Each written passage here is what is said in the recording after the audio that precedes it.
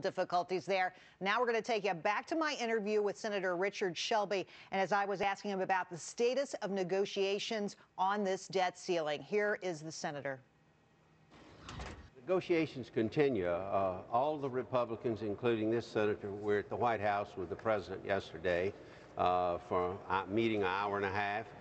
We talked about ways to come to grips with some spending and dealing with the debt ceiling. We have not reached that conclusion yet. I hope we will, but the Secretary of the Treasury has given us a little time. He says that technically he could make it through August or till August or something like that. Senator, because we've had more money coming in. But at the same time, the debt ceiling is going to have to be dealt with. But if we don't come together with some type of spending cuts or reining in spending for now and the future, we will go down the same road in 18 months.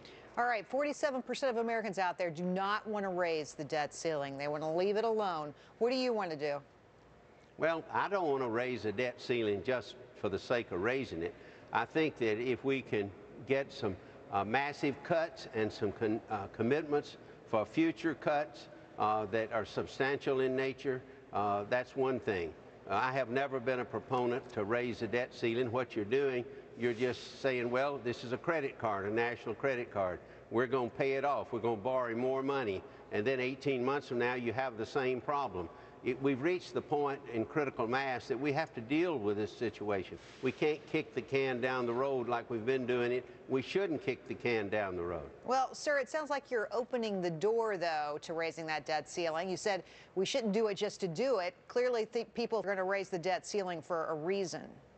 Well, I think to raise it for a reason is one thing. To just raise it, we shouldn't do it.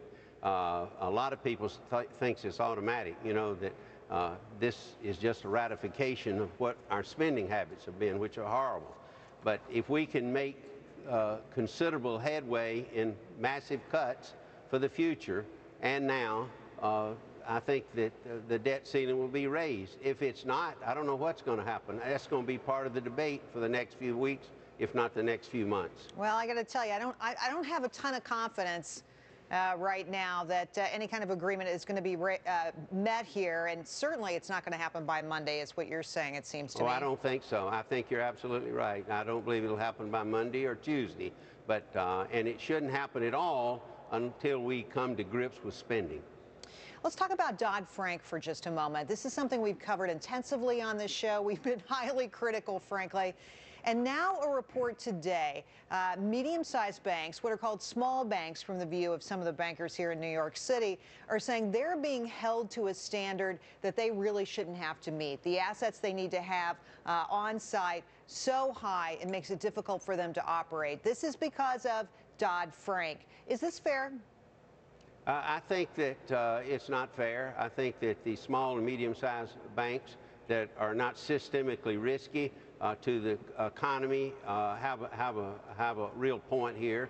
The banks that they're 4, 5, 6, maybe big banks that could be systemically risky, could put cause real problems to our economy. But the smaller banks shouldn't have the same standards as the other banks because they're not going to cause the trouble to the economy. Now, about Dodd-Frank, you've said without a clear record to justify specific provisions, the Dodd-Frank legislation merely becomes a wish list of reforms long sought out by liberal activists. What is that wish list, and what are the things we should dump or get rid of out of this law?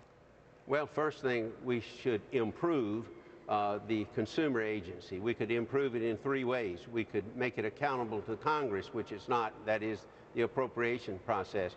We could create a board rather than one person like a despot to run the system, and we should put in legislation that makes them consider when they're passing these rules the safety and soundness of our financial institutions. We have closed over 300 banks in the last few years. This could exacerbate that closure itself. Well, I know you've called for an investigation of this law. What are you hoping to find? Well, a lot of things. One, you see all the regulators are now trying to comply with the law in their own way, and they're rushing to judgment on hundreds of regulations.